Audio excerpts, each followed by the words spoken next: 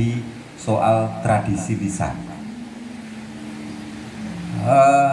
Saya kurang tahu ini bagaimana caranya, strateginya, bahwa sekian banyak cerita-cerita yang dibangun oleh di kitab Pararaton ya. Awal mulanya dimulai dari kitab Pararaton, katakanlah begitu, karena memang ini adalah sebenarnya tradisi lisan yang kemudian dimanuskripkan ya.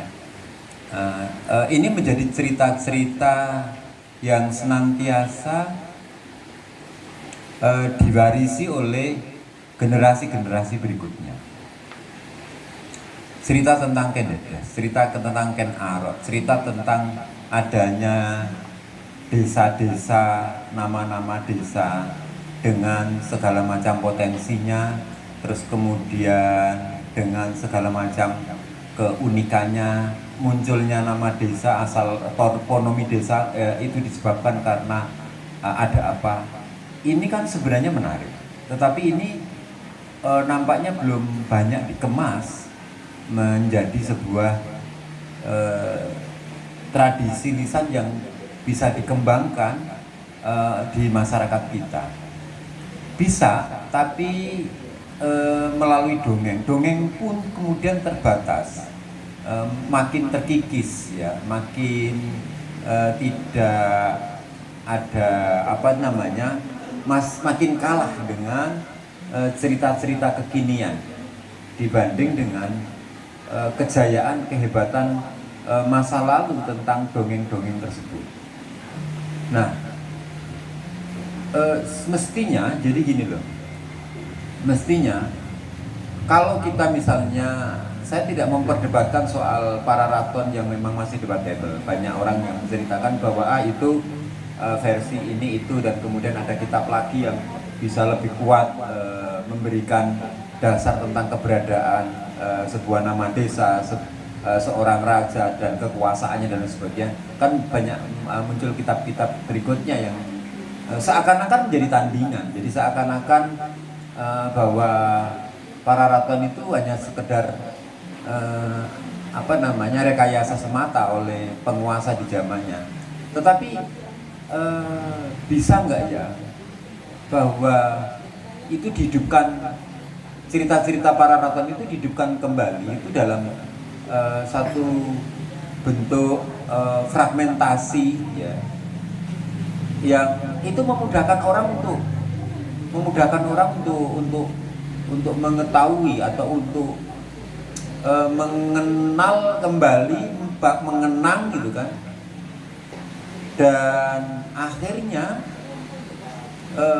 mengakui menjadi jati diri seseorang atau jati diri daerah atau komunitasnya.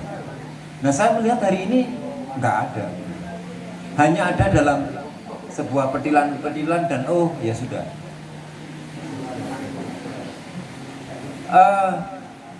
Mungkin kita punya seorang novelis besar kayak Pramudia Namtato gitu ya, itu luar biasa. Bahkan mungkin ketika bicara soal Pararaton gitu ya, yang mungkin hanya beberapa lembar saja, tetapi ternyata mampu dikembangkan. Nah, pasca generasi itu tidak ada. Saya kurang tahu Pak Dwi ya. Pak Dwi ini kan kaya dengan beragam macam metode sejarah. Kira-kira melalui pendekatan apa sehingga cerita-cerita yang ada di dalam Pararaton itu bisa dinarasikan kembali lebih panjang, yang kemudian di dalamnya memunculkan satu fragmentasi, memunculkan satu cerita di balik cerita gitu ya. Itu kembali ya. Mungkin di luar pakem begitu ya. Saya kira itu perlu dibuat. Hari ini aku gregetan ya, mungkin mohon maaf, saya agak sedikit terperangah dengan dua dalang, satu almarhum Kiseno sama almarhum Ento Susmono ya. Mereka ini kan dalang yang sudah melampaui batas. Dia tidak lagi membuat cerita pakem, bahkan kemudian cerita pakem itu dibuat cerita kembali di dalamnya gitu. Dan melakukan gugatan-gugatan, lompatan-lompatan yang seolah-olah yang namanya raja itu tidak selamanya suci gitu ya. Dewa tidak selamanya bersih gitu. Tetapi bisa digugat gitu. Yang mampu menggugat itu siapa? Yang mampu menggugat adalah kejujuran, kesederhanaan. Misalnya seperti itu. Ini luar biasa sebenarnya. Yang kalau kemudian ini diambil, justru di situ sebenarnya nilai yang sebenarnya bisa kita bangun. Nah mungkin perjalanan selama Bedah Pararaton yang ke-9 atau entah ke-10 ini ya, itu ke depan itu bisa menghasilkan sebuah narasi-narasi panjang yang di dalamnya memang ada cerita, dibangun cerita kembali gitu.